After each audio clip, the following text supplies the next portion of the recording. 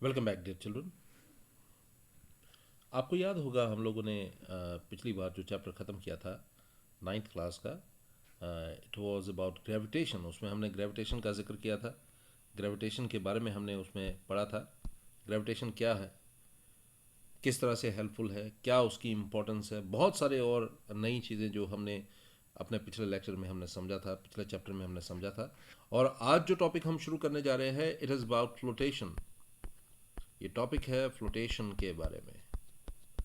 आपने flotation term जो है वो सुनी होगी। तो फ्लोटेशन के बारे में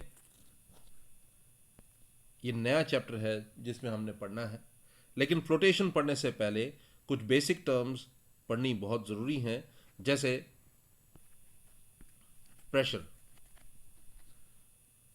ये क्या होता है, इसके बारे में पढ़ना हमारे लिए बहुत ज़रूरी है। थ्रस्ट,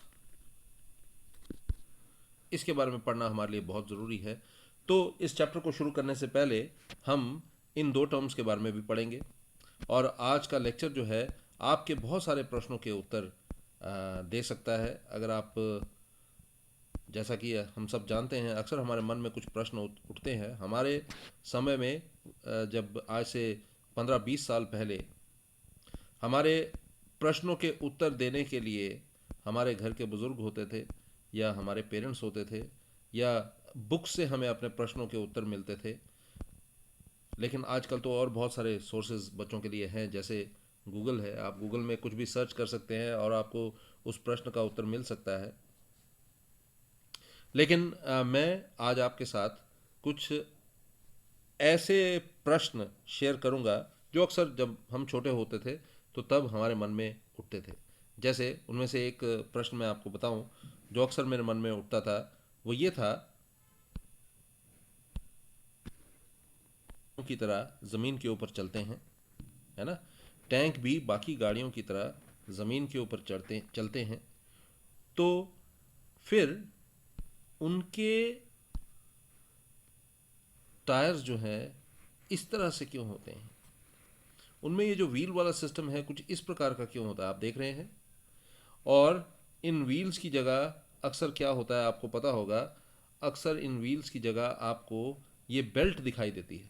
ये बेल्ट जो है आप देख पा रहे होंगे, ये एक बेल्ट है जो अक्सर व्हील्स की जगह दिखाई देती है। कुछ इस तरह की होती है ये। क्या ज़रूरत है इस बेल्ट की इस टैंक में, जबकि एक इसका काम तो मूव करने का ही है। मतलब ये गाड़ी को या टैंक को मूवमेंट प्रोवाइड करती है, तो वो तो एक नॉर्मल टायर भी जो है वो काम कर सकता है। तो इसकी क्या ज़रूरत है। एक बात, ये कुछ प्रश्न होते थे मेरे मन में, जो मैं अक्सर अपने घर वालों से पूछा करता था। इसके अलावा ये आप देख रहे होंगे, ये एक ट्रक है। आप इस ट्रक में एक खास बात देखेंगे और वो क्या है कि इस ट्रक के पीछे आपको ये दो पेयर दिखाई देंगे टायर्स के। ओके। और तो और जब आप इनको, इन दो को तो देख रहे हैं वो तो है ही है, लेकिन अगर आप इसको सामने से देखेंगे या पीछे से देखेंगे तो आपको दो टायर्स जो है इकट्ठे लगे हुए दिखाई देंगे। मतलब ये कि इसके साथ में दो टायर्स होते हैं, ये एक टायर है और इसके पीछे एक और टायर होता है। तो अक्सर आपने ये चीज़ें देखी होंगी। इसके अलावा एक और बड़ा कॉमन प्रश्न हुआ करता था। मैं जब भी पिक्चर देखता था डैम की, तो डैम की पिक्चर कुछ इस प्रकार की होती थी। और डैम की पिक्चर अगर आप यहाँ पर देखेंगे तो आप देखेंगे ऊपर से तो डैम की विड्थ जो है, जो उसकी विड्थ है वो कम है, लेकिन नीचे से जब आप डैम को देख रहे हैं तो बहुत ज़्यादा ये ब्रॉड है। तो अक्सर ये समझ नहीं पाते थे कि ऐसा क्यों होता है। लेकिन जैसे जैसे समय बीता बहुत सारे प्रश्नों के उत्तर अपने आप ही मिलते गए, और मुझे भी इन प्रश्नों के उत्तर मिले। एक और बड़ा कॉमन प्रश्न होता है और वो ये है, अगर आप देखेंगे ये एक नेल है, आयरन नेल। ठीक है जी। आप देखिए ये एक आयरन नेल है, ये इसका, इसकी पिन है। ये एक स्क्रू है, ये इसकी पिन है। और ज़रा इसको देखिए, ये शार्प नहीं है। ये और ये दोनों शार्प हैं, लेकिन ये जो है ये शार्प नहीं है। तो क्या ये दीवार में गाड़ने के काम आ सकता है? क्या आप इसको हैमर करके दीवार में डाल सकते हैं? इसको तो हैमर करके आप दीवार में डाल सकते हैं, है ना। और इसको आप स्क्रू करके जो है वो दीवार में लगा सकते हैं या किसी लकड़ी पे लगा सकते हैं। लेकिन क्या आप इसे हैमर कर सकते हैं? ठीक है, आप देखिए इसको हैमर कर सकते हैं, इसको भी स्क्रू कर सकते हैं, हैमर भी कर सकते हैं, लेकिन क्या आप इसको हैमर करके दीवार में लगा सकते हैं? तो आप लोग जानते ही होंगे इन सब प्रश्नों के उत्तर जो हैं वो क्या है, वो ना ही है। मतलब कि इनको हम नहीं ऐसा कर सकते। तो ये सारे प्रश्नों के उत्तर जो है आपको आज के लेक्चर में मिलेंगे। और लेक्चर को शुरू करने से पहले मैं जो टॉपिक शुरू करने जा रहा हूं वो है प्रेशर। ये लेक्चर फ्लोटेशन के बारे में है, लेकिन फ्लोटेशन को शुरू करने से पहले मैं एक बेसिक टॉपिक के बारे में बताऊंगा, प्रेशर के बारे में। प्रेशर क्या होता है? सपोज कर लीजिए ये एक सरफेस है, ये एक प्लेन सरफेस है। जब कोई फोर्स इसके ऊपर, इस प्लेन सरफेस के ऊपर आप कोई फोर्स लगा रहे हैं जो एक्चुअली परपेंडिकुलर है सरफेस के, मतलब ये कि वो 90 डिग्री का एंगल बना रहा है। यहाँ पर मैं फिर से बता दूं, सपोज कर लीजिए कि आप एक सरफेस के ऊपर परपेंडिकुलर फोर्स लगा रहे हैं, ओके। और ये परपेंडिकुलर फोर्स जब आप लगा रहे हैं तो परपेंडिकुलर का मतलब तो आप समझ सकते हैं, जो सरफेस के ऊपर क्या हो, 90 डिग्री का एंगल बना रहा हो। तो ये एंगल जो है 90 डिग्री का बना रहा है, तो ठीक है। तो ये फोर्स जो है इसको हम कहते हैं, वी कॉल इट थ्रस्ट। तो प्रेशर समझने से पहले आपको थ्रस्ट समझना चाहिए। थ्रस्ट क्या है? Thrust is the force acting normally on a surface. एक सरफेस के ऊपर जब कोई फोर्स जो है वो नॉर्मल होती है, जब एक फोर्स जो है एक सरफेस के ऊपर नॉर्मल होती है, नॉर्मल होने का मतलब है परपेंडिकुलर होती है, ओके। ये फोर्स है जो इस सरफेस के ऊपर परपेंडिकुलर है, तो हम कहते हैं कि ये फोर्स एक्चुअली क्या है, ये है थ्रस्ट। दिस इज थ्रस्ट, ठीक है जी। तो इसको हम कहते हैं थ्रस्ट। अब थ्रस्ट के बारे में तो मैंने आपको बता दिया, थ्रस्ट के बारे में मैंने आपको बता दिया। अब मैं आपको बताऊंगा किसके बारे में, I am going to tell you about pressure. अब हम बात करेंगे किसके बारे में? प्रेशर के बारे में। देखते हैं प्रेशर क्या होता है। What do you mean by pressure? So pressure is defined as the thrust acting on unit area of surface. Suppose करिए ये एक सरफेस है जिसका एरिया जो है 1 मीटर स्क्वायर है, ओके। 1 मीटर स्क्वायर है या 1 सेंटीमीटर स्क्वायर है या 1 मिलीमीटर स्क्वायर है, और इसके ऊपर एक फोर्स जो है वो परपेंडिकुलर एक्ट कर रही है। एक फोर्स जो है, ये फोर्स F जो है इस सरफेस के ऊपर परपेंडिकुलर एक्ट कर रही है। ये एक ऐसा सरफेस है जिसका एरिया जो है वो 1 मीटर स्क्वायर है। 1 मीटर स्क्वायर के ऊपर एक फोर्स जो है वो परपेंडिकुलर एक्ट कर रही है, तो हम क्या कहते हैं? आप ध्यान से सुनिएगा। It is the thrust acting on unit area of the surface. हम क्या कहते हैं कि प्रेशर क्या होता है? It is the thrust acting on unit area of the surface. 1 meter square के ऊपर या 1 सेंटीमीटर स्क्वायर के ऊपर या 1 मिलीमीटर स्क्वायर के ऊपर जो फोर्स परपेंडिकुलर एक्ट कर रही होती है, और ये जो फोर्स परपेंडिकुलर एक्ट कर रही होती है हम इसको क्या बोलते हैं? मैंने आपको पहले बताया, इसको हम कहते हैं कि ये क्या है? थ्रस्ट है। This is thrust. सो जब एक थ्रस्ट 1 मीटर स्क्वायर के एरिया के ऊपर परपेंडिकुलर एक्ट करती है, 1 meter square perpendicular, 1 meter square के एरिया के ऊपर परपेंडिकुलर एक्ट करने वाली जो फोर्स है, ठीक है जी, प्रेशर कहलाती है। The thrust acting on unit area of the surface is called pressure. और प्रेशर जो है इसको हम किससे डिनोट करते हैं? P से, okay. This term pressure is denoted by P। और थ्रस्ट तो जैसे फोर्स को आप F से डिनोट करते हैं, थ्रस्ट को भी थ्रस्ट को भी आप F से ही डिनोट करते हैं। और एरिया तो आपको पता है, A से आपको इसको डिनोट करना होता है। तो मैं फिर से बता दूं, what is pressure? Pressure is force acting perpendicular on a surface पर यूनिट एरिया। जब एक फोर्स जो है वो एक पर unit area, per unit square area के ऊपर एक्ट कर रहा है, तो हम उसको क्या कहते हैं कि वो क्या है? प्रेशर है। मैं फिर से आपको बता दूं, प्रेशर को आप किस प्रकार से डिफाइन करेंगे। प्रेशर एक ऐसी क्वांटिटी है जिसको आप P से डिनोट करते हैं, और ये किसके बराबर होता है, it is equal to thrust upon area. और प्रेशर को किस तरह से डिफाइन करेंगे, pressure is defined as force acting normally on a surface of 1 meter square या 1 सेंटीमीटर स्क्वायर या 1 मिलीमीटर स्क्वायर, हम उसको कहते हैं कि वो क्या है, प्रेशर है। The thrust acting on unit area of the surface is called the pressure. ठीक है जी, ये तो एक बात होगी। अब देखिए प्रेशर जो है इसका यूनिट भी होता है। ऐसा यूनिट प्रेशर का जो है उसको हम बोलते हैं, we call it pascal. Okay, इस तरह से इसको डिनोट किया जाता है, कैपिटल P स्मॉल a से। ओके, ऐसा unit of pressure is called pascal, और ये ब्लेज पास्कल का नाम आपने सुना होगा, उनके नाम पर ये यूनिट जो है वो दिया गया है। तो प्रेशर का ऐसा यूनिट जो होता है वो क्या होता है, प्रेशर का ऐसा यूनिट होता है पास्कल, और इसको PA से डिनोट करते हैं। आपको पता है प्रेशर जो है वो किसके बराबर है, force per unit area, thrust per unit area sorry. अगर F जो है वो 1 न्यूटन के बराबर है और एरिया जो है वो 1 मीटर स्क्वायर के बराबर है, तो आप कहते हैं कि प्रेशर जो है वो क्या बन जाएगा, प्रेशर जो है वो हो जाएगा 1 newton per metre square. Okay, 1 newton per metre square. इस केस में हम कहते हैं कि प्रेशर जो है वो क्या है, इट इज 1 पास्कल। इस केस में हम कहते हैं कि प्रेशर जो है वो क्या है, 1 पास्कल। यानी कि आप कह सकते हैं कि इसका मतलब है कि आप कह सकते हैं कि जो प्रेशर होता है उसका यूनिट जो होता है वो पास्कल होता है। ओके, उसका यूनिट जो है वो पास्कल होता है, और 1 पास्कल जो है वो किसके बराबर होता है, वो होता है 1 न्यूटन पर मीटर स्क्वायर के बराबर। It is equal to 1 newton per metre square. ठीक है जी,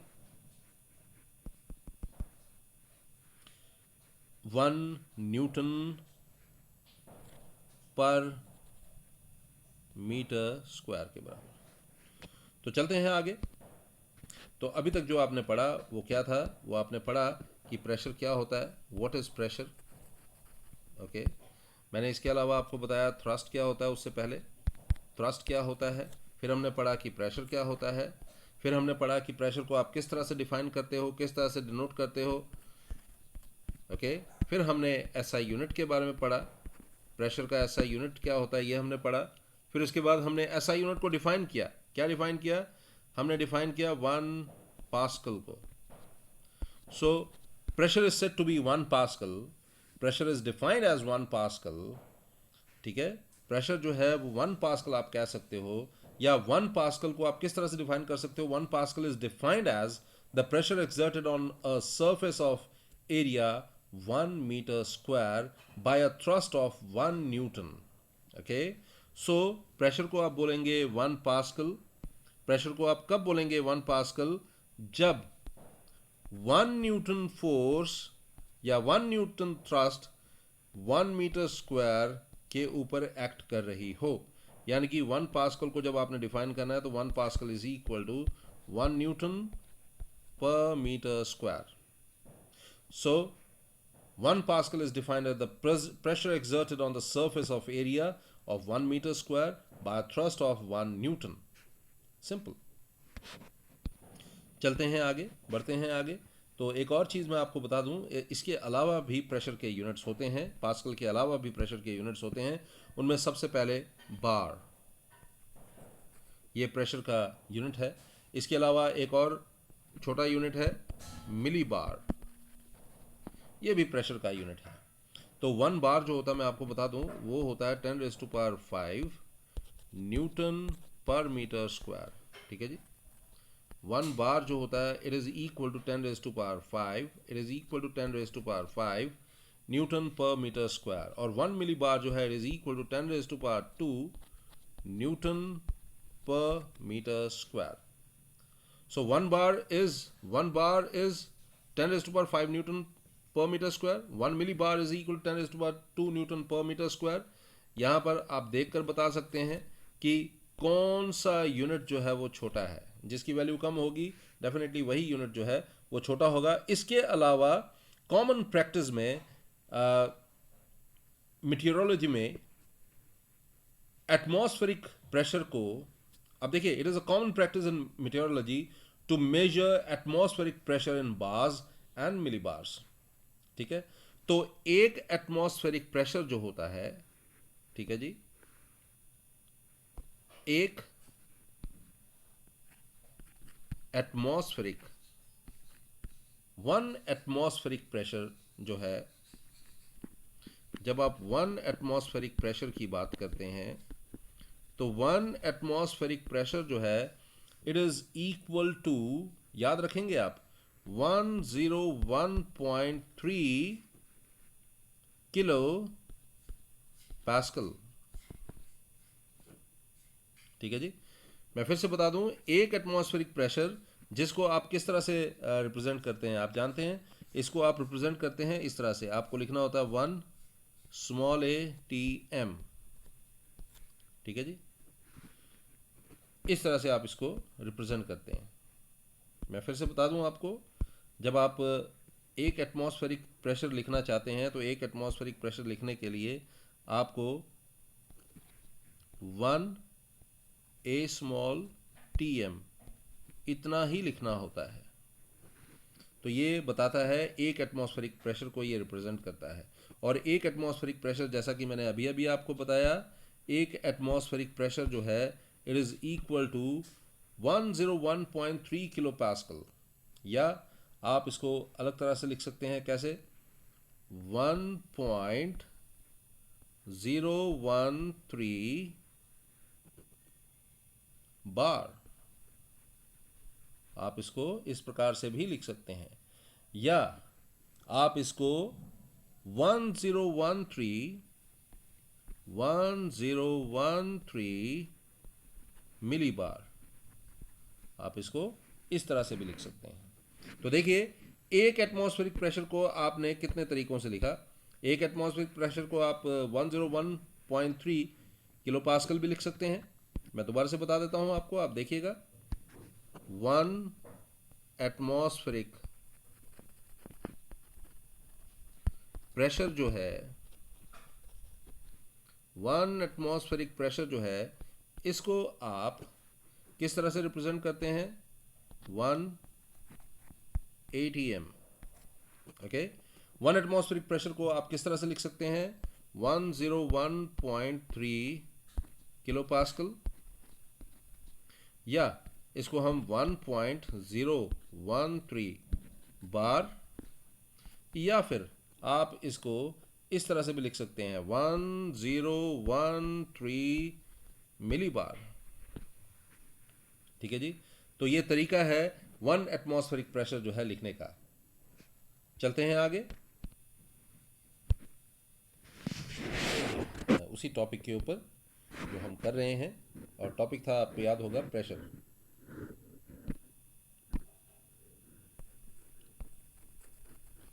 तो प्रेशर आपने पढ़ा, it is equal to thrust per unit area, है ना। थ्रस्ट क्या होता है, force acting perpendicular per unit area, उसी को तो हम थ्रस्ट बोलते हैं। आपने इसको पढ़ा, P is equal to F upon A।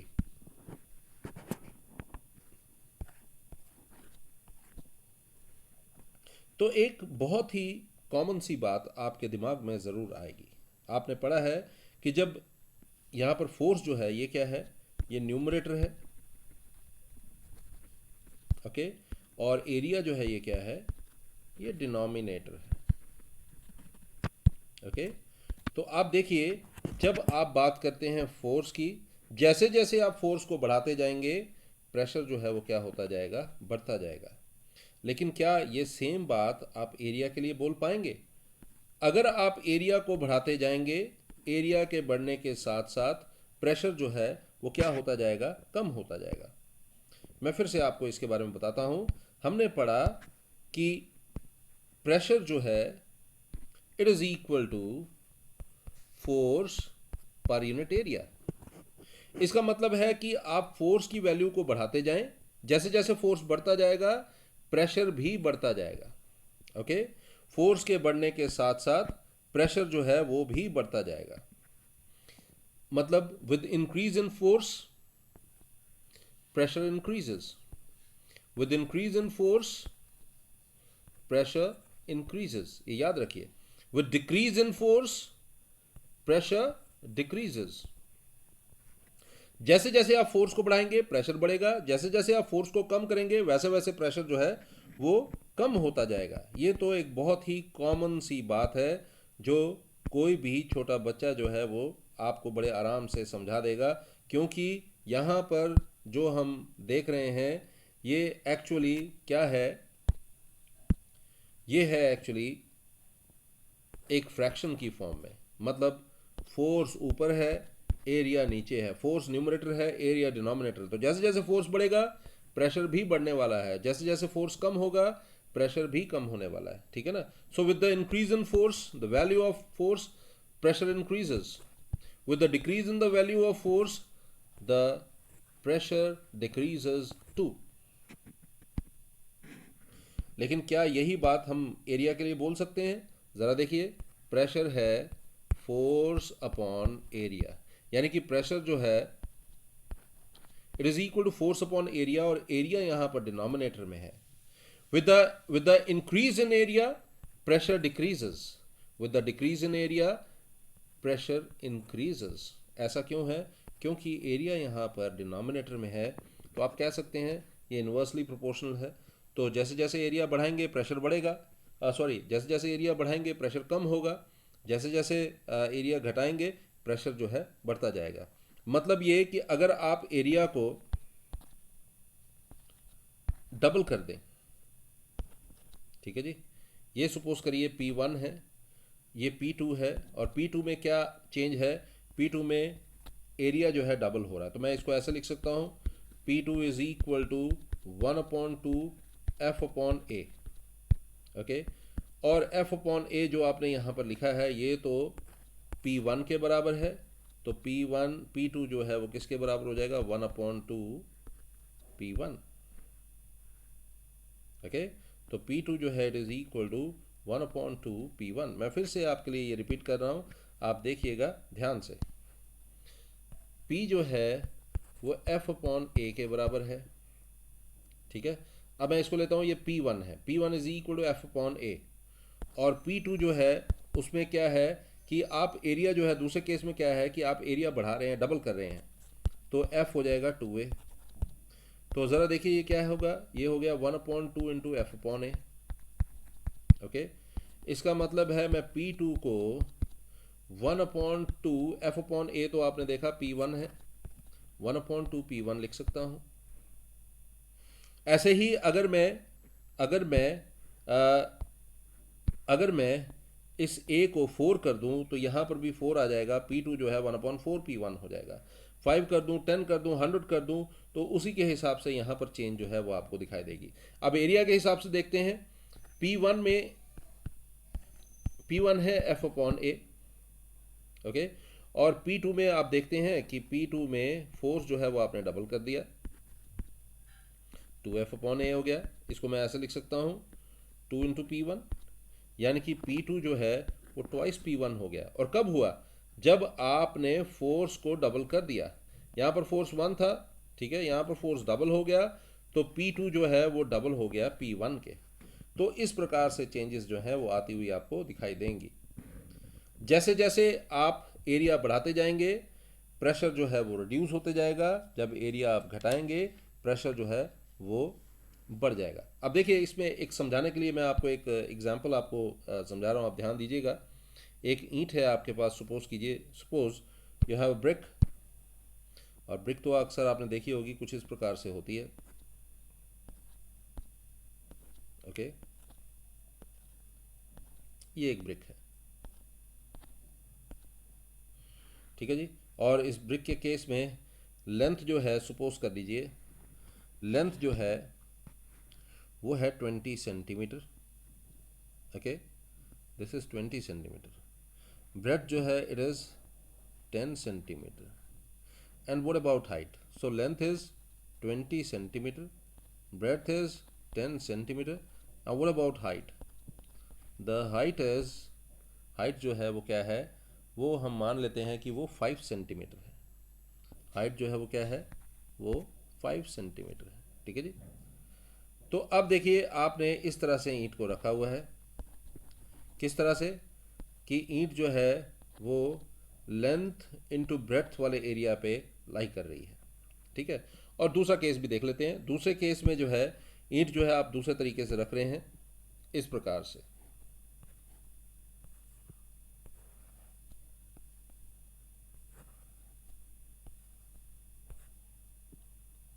ठीक है जी, ये है ईंट। और यहाँ पर आप देखें इस ईंट को किस प्रकार से रखा गया है। इस ईंट में एक चीज़ आप नोट करेंगे, और वो क्या है, ये है लेंथ जो सरफेस को टच नहीं कर रही। और लेंथ कितना है देखिए, 20 सेंटीमीटर। ओके, सेम ईंट है। और ये है ब्रेड्थ कितनी है, ये 10 सेंटीमीटर। और ये जो आपने हाइट ली थी, ये वो वाला पार्ट है, कितना है ये, 5 सेंटीमीटर। अब दोनों के केस में हम प्रेशर कैलकुलेट करेंगे। ठीक है जी, दोनों ही केसेस में हम प्रेशर को कैलकुलेट करेंगे। तो इस केस में अगर प्रेशर आपको कैलकुलेट करना होगा, सपोज करिए दोनों केसेस में जो फोर्स लग रही है, वो फोर्स जो है वो 30 न्यूटन की है दोनों केसेस में। यहाँ पर भी जो फोर्स आप अप्लाई करेंगे, थ्रस्ट जो होगा वो 30 न्यूटन होगा, सपोज कर लीजिए। इस केस में भी जो थ्रस्ट होगा, जो फोर्स होगा, जो परपेंडिकुलर एक्ट करने वाला है, वो 30 न्यूटन है। ठीक है जी। दोनों केसेस में जो फोर्स है वो 30 न्यूटन ही हम ले रहे हैं। और चेंज कहाँ पर है, चेंज है एरिया में। ठीक है, जिसके कारण प्रेशर में चेंज आने वाला है। यहाँ पर जो है ये वाला एरिया जो है ये ज़मीन को टच कर रहा है, और यहाँ पर ये वाला एरिया जो है टच कर रहा है। तो आप देखिए प्रेशर जो है वो किसके बराबर होता है, it is equal to force upon area. यहाँ पर फोर्स तो 30 न्यूटन है, जैसा कि हम जानते हैं, हमें बोला गया। लेकिन एरिया क्या होगा, एरिया होगा 5 इंटू 10 या 10 इंटू 5, जैसे भी आप लेना चाहें। तो ये 10 सेंटीमीटर है, ये 5 सेंटीमीटर है। इनको हम मीटर में कन्वर्ट कर लेते हैं। तो आप देखिए 10 सेंटीमीटर हो गया 0.1 मीटर। ओके, और 5 सेंटीमीटर हो गया 0.05 मीटर। तो ये क्या हो गया, pressure is equal to 30 newton upon 0.005 meter. इसको आप सॉल्व करके जब देखेंगे तो आपको पता चलेगा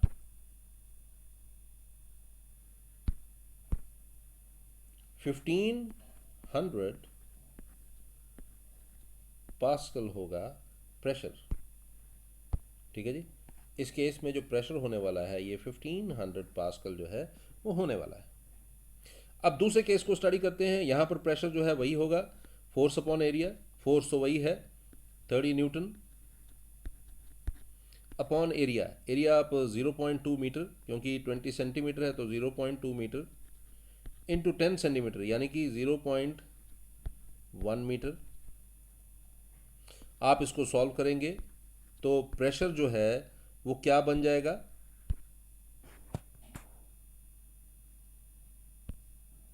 हो माफ़ कीजिएगा, यहाँ पर एक छोटी सी गलती होगी, और वो गलती क्या है मैं आपको बता दूँ।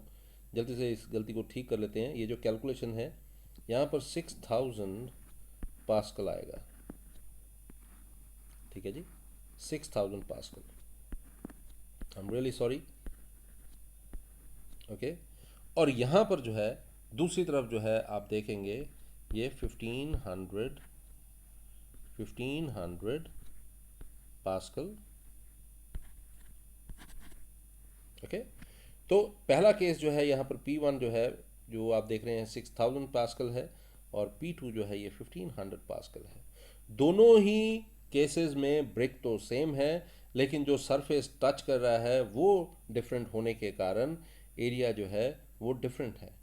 यहाँ पर आपने देखा, यहाँ पर जो पोर्शन टच कर रहा है सरफेस को, उसका एरिया कम है, जिसके कारण प्रेशर जो है वो ज़्यादा दिखाई दे रहा है। और यहाँ पर एरिया जो है वो ज़्यादा है, जिसके कारण प्रेशर जो है वो कम दिखाई दे रहा है। मैं फिर से आपसे माफ़ी मांगूंगा, यहाँ पर कैलकुलेशन में मिस्टेक होने के कारण मैंने ये कैलकुलेशन जो थी इस तरफ लिख दी और वो वाली कैलकुलेशन उस तरफ लिख दी। तो आप समझ सकते हैं वीडियोस बनाना कोई आम काम नहीं है, इनको करने से पहले नोट्स बनाए जाते हैं, और मैं नोट्स में देखकर ही कैलकुलेशन लिख रहा था और मैंने गलती से कैलकुलेशन जो है यहाँ पर लिख दिया। I am really sorry for it. तो चलते हैं आगे। आपने इस केस में देखा कि ये जो एरिया है ब्रिक का ये छोटा है, जिसके कारण प्रेशर जो है वो ज़्यादा है। यहाँ पर एरिया ब्रिक का जो है वो ज़्यादा है, इस करके प्रेशर जो है वो कम है। तो इसमें मैंने आपको क्या बताने की कोशिश की, मैंने ये बताने की कोशिश की कि जब एरिया कम होता है तो प्रेशर ज़्यादा होता है, जब एरिया ज़्यादा होता है तो प्रेशर जो है वो कम होता है। हमारे डे टू डे लाइफ में एक बहुत ही कॉमन इसका एग्जांपल मेरे ध्यान में आता है। अगर आपने कभी देखा हो, स्लिंग बैग्स होते हैं, बैग्स होते हैं, ओके, अक्सर आपने देखा होगा बैग्स होते हैं। आपके जो स्कूल बैग्स होते हैं उनके स्ट्रैप्स जो होते हैं वो बड़े मोटे होते हैं, ओके, उनके जो स्ट्रैप्स होते हैं ये बड़े ब्रॉड होते हैं। ऐसा इसलिए होता है क्योंकि उसमें बहुत सारी बुक्स होती हैं, वज़न बहुत ज़्यादा होता है और आपको कंधों पर उठाना होता है, तो आपके लिए उठाना आसान हो, इसलिए ये स्ट्रैप्स जो हैं काफ़ी ब्रॉड होते हैं। लेकिन अगर आपको स्लिंग बैग्स आपने देखे होंगे तो वो सिर्फ उनमें एक डोरी सी लगी होती है, एक स्ट्रिंग सी होती है, जिसकी हेल्प से आपको उसे उठाना होता है। और ये बैग जो होते हैं, जो जिनको स्लिंग बैग्स बोलते हैं, उनमें कम सामान रखना होता है, कम वज़न वाला सामान रखना होता है। लेकिन ये जो बुक्स वाला बैग होता है इसमें आप काफ़ी ज़्यादा सामान लेते हैं, ये भारी होता है और इसीलिए इनके स्ट्रैप जो हैं ब्रॉड होते हैं। लेकिन स्लिंग बैग जो होते हैं इनमें एक छोटी सी स्प्रिंग लगी होती है, स्ट्रैप लगा ही नहीं होता है, और इसलिए ऐसा होता है कि अगर आप इन स्लिंग बैग्स में ज़्यादा वज़न रखेंगे तो आपको उठाने में तकलीफ़ होगी, आपके कंधे में ये डोरी जो है वो चुभती है। लेकिन आपने अगर अपने बैग्स देखे होंगे, इनके स्ट्रैप्स जो हैं बड़े ब्रॉड होते हैं, ये आपको ज़्यादा चुभते नहीं हैं। और ये जो मैंने आपको बताया वो मैंने यही बताने की कोशिश की कि जब एरिया कम होता है तो प्रेशर जो है, यहाँ पर इस केस में प्रेशर जो है वो क्या है, इट इज़ मोर।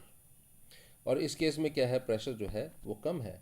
और रीज़न क्या है, यहाँ पर एरिया जो है वो ज़्यादा है तो प्रेशर कम है, यहाँ पर एरिया जो है वो कम है, इसीलिए प्रेशर जो है वो ज़्यादा है। चलते हैं आगे की तरफ। अब हमारे वो क्वेश्चंस जिनके बारे में हम बात कर रहे थे कि जो टैंक्स होते हैं उनके,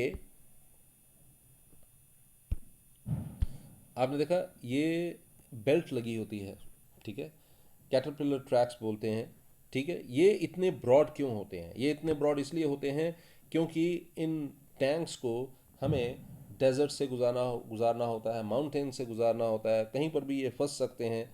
लेकिन ब्रॉड होने के कारण, इनकी विड्थ बहुत ज़्यादा होने के कारण और इनमें गैप कम होने के कारण क्या होता है, ये बड़े आराम से किसी भी टेरेन में सफ़र कर लेते हैं, बिना रुके हुए, बिना फंसे हुए।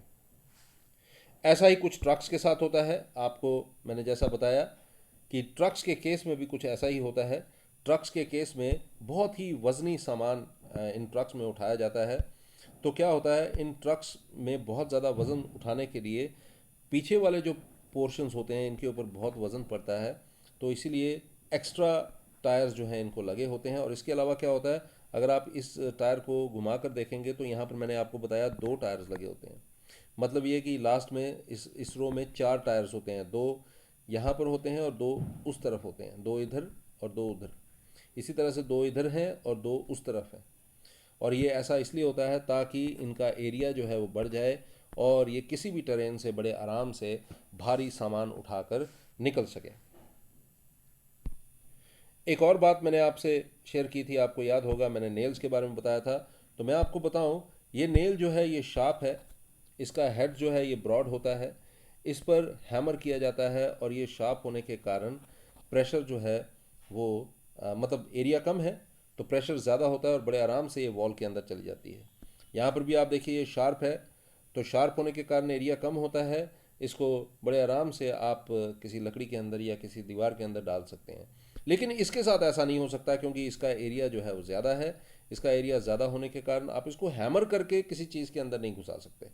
ठीक है, ये एक स्पेशल चीज़ है जो नेल की तरह या स्क्रू की तरह, नॉर्मल स्क्रू की तरह आप नहीं यूज़ कर सकते। इसको नट्स और बोल्ट्स में हम यूज़ में लाते हैं। एक और बात जो मैं आपको बता रहा था, और वो ये था, मैंने आपको डैम के बारे में बताया। डैम्स अक्सर जो है वो ऊपर से तो ब्रॉड कम होते हैं, लेकिन नीचे से ये बहुत ज़्यादा ब्रॉड होते हैं। आप देखिए कितना ब्रॉड है, बहुत ज़्यादा ब्रॉड है। और उसका कारण क्या होता है, इनके इस तरफ बहुत ज़्यादा पानी जो है वो स्टोर होता है, जिसके कारण इस सरफेस के ऊपर बहुत ज़ोर लग रहा होता है, बहुत प्रेशर पड़ रहा होता है। तो अगर ये बेस जिसके बारे में हम बात कर रहे थे, ये बेस अगर ये ब्रॉड ना हो, ठीक है, नैरो हो, जैसे इस तरह से हो, तो अब ये सपोज कर लीजिए ये ठीक है, इतना सा ही है, तो इस दीवार को तोड़ना जो है, इस डैम को तोड़ना बड़ा आसान हो जाएगा। लेकिन जब यही डैम नीचे से ब्रॉड हो जाता है, तो अब इसको तोड़ना जो है मुश्किल हो जाता है, क्योंकि नीचे वाला एरिया जो है बहुत ज़्यादा हो गया। बहुत ज़्यादा एरिया होने का मतलब है कि प्रेशर इस पे कम होता है। बहुत ज़्यादा एरिया होने के कारण प्रेशर इस वॉल के ऊपर जो है, या इस पूरे डैम के ऊपर जो है, वो कम हो जाता है, और किसी भी एक्सीडेंट के चांसेस जो हैं वो घट जाते हैं। आई एम श्योर कि आपको ये कंसेप्ट जो है बड़े अच्छे से समझ आया होगा। आज का टॉपिक जो था, it was about pressure and force and pressure, और मुझे जहाँ तक लगता है कि मैं शायद इसके साथ जस्टिस कर पाया हूँगा, आपको ये अच्छे से समझ आया होगा। मैं एक और टॉपिक आपको समझाता हूँ। अक्सर हम जब छोटे होते हैं तो इनके बारे में हम सोचते हैं। आपने देखा होगा रेल ट्रैक्स जो होती हैं, रेलवे ट्रैक्स जो होती हैं, वो कुछ इस प्रकार से होती हैं। और अगर आपने ज़्यादा ध्यान से उसको देखा हो तो आपने देखा होगा उसके बीच में इस तरह से स्लीपर्स लगे होते हैं। इनको हम बोलते हैं स्लीपर्स, लकड़ी के, और आजकल तो कंक्रीट के लगे होते हैं। ओके, तो ये जो आपने देखा होगा अगर ध्यान से रेलवे ट्रैक को, तो रेलवे ट्रैक में बीच में इस तरह के स्लीपर्स लगे होते हैं। पहले ये वुडन स्लीपर्स होते थे। आजकल जो ट्रैक्स बनते हैं उनमें ये कंक्रीट के स्लीपर्स लगे होते हैं। इनको हम बोलते हैं स्लीपर्स। इनका क्या काम होता है, तो मैं आपको बताऊं। ये वाइड वुडन स्लीपर्स जो होते हैं, these are kept below railway lines, और रेलवे लाइन के नीचे इनको रखा जाता है, और इनके ऊपर से रेलवे लाइंस गुजरती हैं। ये रेलवे लाइंस जो हैं इनके ऊपर से गुजरती है। ओके, और नीचे उनके ये स्लीपर्स जो हैं, ये जो मैंने यहाँ पर जो आप देख रहे होंगे येलो पार्ट जो है, ये स्लीपर्स बनाए हुए हैं मैंने।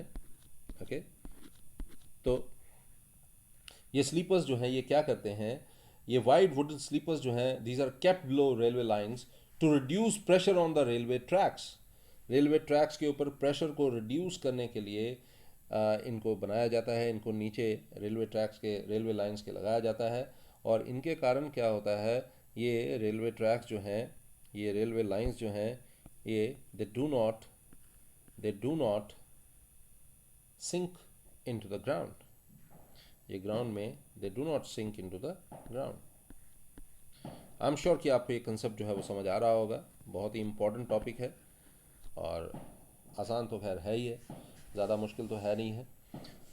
अब ये एक छोटा सा टॉपिक प्रेशर से रिलेटेड बात करेंगे, न्यूमेरिकल्स के बारे में, जो प्रेशर से रिलेटेड ही होंगे। और एक और नया लेक्चर जो है वो डेंसिटी के बारे में, हम उसके बारे में हम बात करेंगे। तब तक अपना ध्यान रखिएगा। Good night.